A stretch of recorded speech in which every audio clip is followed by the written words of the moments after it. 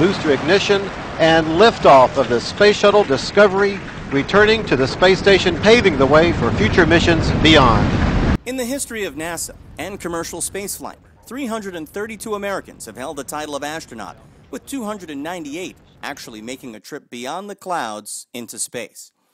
In that list is a very small set of 19 African Americans, 14 of whom have made it to the final frontier.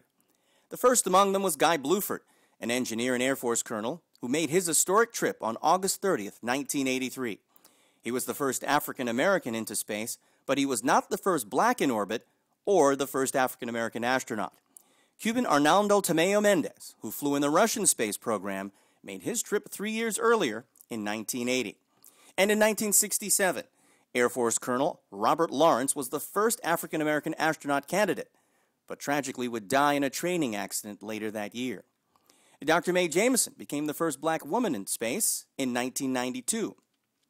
Bluford would make 4 trips over 9 years, the most of the African American astronaut class, followed by Charles Bolden, who made 4 trips over 8 years. Bolden is NASA's current administrator, the first black to hold that title on a permanent basis. He will oversee the current program shutdown. There is Stephanie Wilson, an engineer and mission specialist who's made 3 trips to space and is the last black woman to go. Frederick Gregory, an Air Force colonel who was the first black to command a space mission, who has flown 3 times in his career. Dr. Bernard Harris was the first black to walk into space. He would be followed by Robert Kerbeen, who's made 7 spacewalks on 3 missions, and Winston Scott, who's made 3 spacewalks over 2. Alvin Drew and former pro football player Leland Melvin have each flown twice in their careers. Joan Higginbotham, an engineer, flew on the Discovery mission in 2006.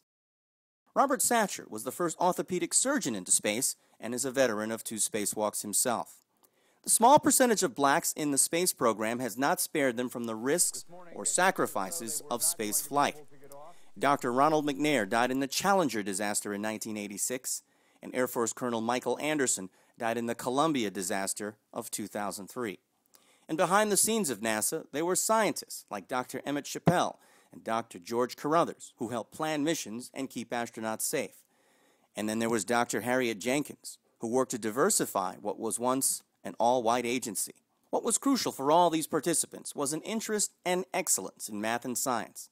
For future generations, now in school or even in diapers, those minimum qualifications will remain the same.